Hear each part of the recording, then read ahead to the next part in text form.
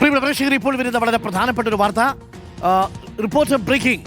VD സതീശന് വേണ്ടി നടന്ന പ്രകടനങ്ങളിൽ report തേടിയിരിക്കുന്നു KPCC. ജില്ലാ കോൺഗ്രസ് കമ്മിറ്റികൾ അടിയന്തരമായി റിപ്പോർട്ട് നൽകണമെന്നാണ് നിർദ്ദേശം. പ്രകടനത്തിൽ പങ്കെടുത്തവരുടെ വിവരങ്ങൾ കൈമാറണമെന്നും KPCC അറിയിച്ചു. ഹൈക്കമാൻഡിന്റെ നിർദ്ദേശത്തെ തുടർന്നാണ് KPCCയുടെ നടപടി. പ്രകടനങ്ങൾ അച്ചടക്ക ലംഘനമായി കണക്കാക്കി നടപടിയെടുക്കുമെന്ന് മുന്നറിയിപ്പ് നൽകിയിരുന്നു. ആറോഷിപാലുണ്ട് കൂടുതൽ വിവരങ്ങളുമായി. ആറോഷിപാൽ, ഇന്നലെ മുതൽ തന്നെ DCC നടപടിയെടുത്തു തുടങ്ങിയതാണ്.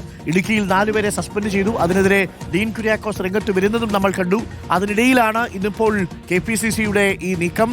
അതായത് ഈ പ്രകടനങ്ങളെ വെച്ചു പൊറിപ്പിക്കില്ല എന്നതാണോ KPCC ഹൈക്കമാൻഡും നൽകുന്ന സൂചന? റോഷിപാൽ. അരുൺകുമാർ, മുഖ്യമന്ത്രി ചർച്ച തെരുവിലേക്ക് നീങ്ങിയതോടെ തന്നെ ഹൈക്കമാൻഡ് കർശന നിർദ്ദേശം നൽകിയതാണ്. അത് നിയന്ത്രിക്കണമെന്ന്. ഏറ്റവും ഒടുവിൽ പ്രതിഷേധ പ്രകടനങ്ങളിലേക്ക് കാര്യങ്ങൾ എത്തിയതോടെ ഹൈക്കമാൻഡ് ശക്തമായ നിർദ്ദേശം നൽകി KPCCയോട് അത് അച്ചടക്കലംഘനമായി കണ്ട് നടപടിയെടുക്കണമെന്ന്. അതുകൊണ്ട് തന്നെയാണ് ഈ പ്രകടനങ്ങൾ തുടങ്ങുന്നതിന് മുമ്പ് തന്നെ KPCC അധ്യക്ഷൻ സർക്കുലർ പുറത്തിറക്കിയത്. പ്രകടനം നടത്തിയാൽ ബോർഡുകൾ വെച്ചാൽ നടപടി ഉണ്ടാകും. ആ വിലക്കൊക്കെ ലംഘിച്ചുകൊണ്ട് വലിയ പ്രതിഷേധ പ്രകടനങ്ങൾ VD സതീശന് വേണ്ടി തിരുവനന്തപുരം അടക്കമുള്ള മിക്കവാറും നഗരങ്ങളിൽ സംഘടിപ്പിക്കപ്പെട്ടു. അതിനുശേഷമാണിപ്പോൾ നടപടിയുടെ തുടക്കമെന്ന നിലയിൽ ജില്ലാ കോൺഗ്രസ് അധ്യക്ഷന്മാർക്ക് KPCCയുടെ ഭാഗത്ത് നിർദ്ദേശം പോയത്. ഓരോ ഇടങ്ങളിലും പ്രകടനം നടത്തിയവരുടെ പട്ടിക തയ്യാറാക്കി കൈമാറാനാണ്. അത് റിപ്പോർട്ടായി കൈമാറണം.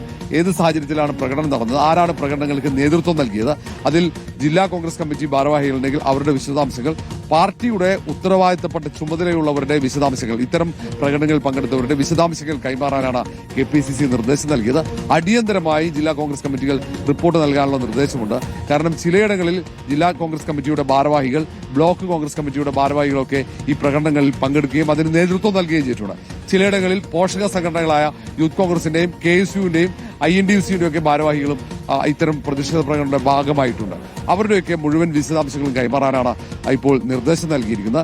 ഈ റിപ്പോർട്ട് ലഭിച്ചാൽ അതിൽ എന്ത് നടപടി സ്വീകരിക്കണം എന്നത് ഹൈക്കമാൻഡിന്റെ നിർദ്ദേശമനുസരിച്ചായിരിക്കും. അതിലും അന്തിമ തീരുമാനം ഹൈക്കമാൻഡ് തന്നെയായിരിക്കും. നിലവിൽ ഹൈക്കമാൻഡ് അസംതൃപ്തരാണ്. കാരണം സംസ്ഥാനത്ത് ഇത്രയും ഭൂരിപക്ഷത്തിൽ ഭരണം ലഭിച്ചിട്ട് തെരുവിലേക്ക് അതിന്റെ പാർലമെന്ററി പാർട്ടി ലീഡറെ തെരഞ്ഞെടുപ്പുമായി ബന്ധപ്പെട്ട തർക്കം നീങ്ങിയതിലാണ്. ആദ്യം സാമൂഹ്യ മാധ്യമത്തിൽ തുടങ്ങിയ പോര്, പിന്നീട് ഫ്ലക്സ് ബോർഡ് പോരായി, പിന്നീട് അത് തെരുവിൽ ഒരു യുദ്ധത്തിന് സമാനമായ രീതിയിലേക്ക് എത്തിയിരിക്കുകയാണ്.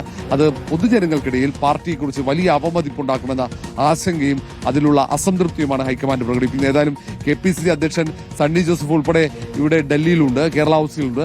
ദീപദാസ് മുൻഷി ഏറെ വൈകാതെ എത്തും. രമേശ് ചെന്നിത്തലയും വൈകാതെ തന്നെ കേരള ഹൌസിലേക്ക് എത്തിച്ചേരുമെന്നാണ് അറിയാൻ കഴിയുന്നത്.